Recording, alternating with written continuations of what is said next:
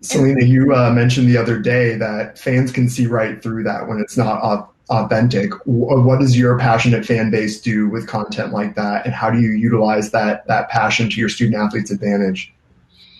Yeah, I mean, again, we have, since hiring Kara Lawson last year, we have been pretty fortunate where our fans are pretty happy with that move, and they've been pretty happy with a lot of how things have gone this past year. She's obviously now coaching in the Olympics, which is pretty exciting. So it helps when you have a good story already, right? And that's kind of luckily what I've been dealing with here. But yeah, just telling a good story, telling a story that only you can tell, only our program can tell. That's kind of been our focus all along.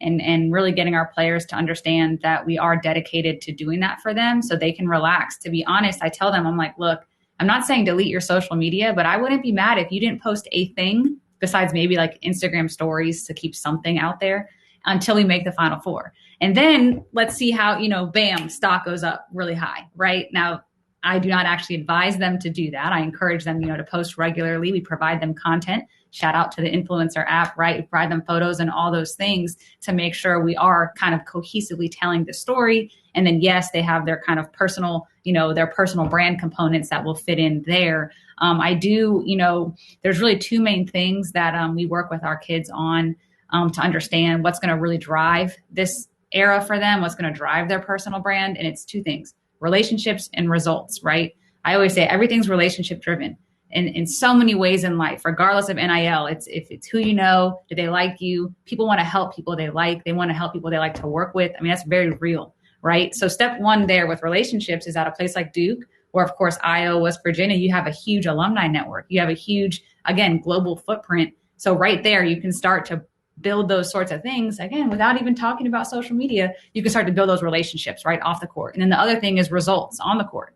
Don't get me wrong, if you're not this star player, or even if your team doesn't have that much success, you can still get opportunities and build a great brand and build a great career. That, it's not mutually exclusive. However, again, it's, in Duke basketball, the expectations are very high. If we're not coming close to that or getting that national championship, it limits some of those opportunities that do come with such a strong brand like Duke, right? So again, I try to tell them, don't even worry about social media as much, especially, again, we're kind of a new program in a way, again, with the new hire and a lot of new faces, both on the staff and on the team. So relationships and results, keep the main thing the main thing. What are we all here to do? We're here to chase national championships and benefit from the Duke fan base and the Duke network. If those things don't really appeal to you, pursue a professional route, pursue a different route.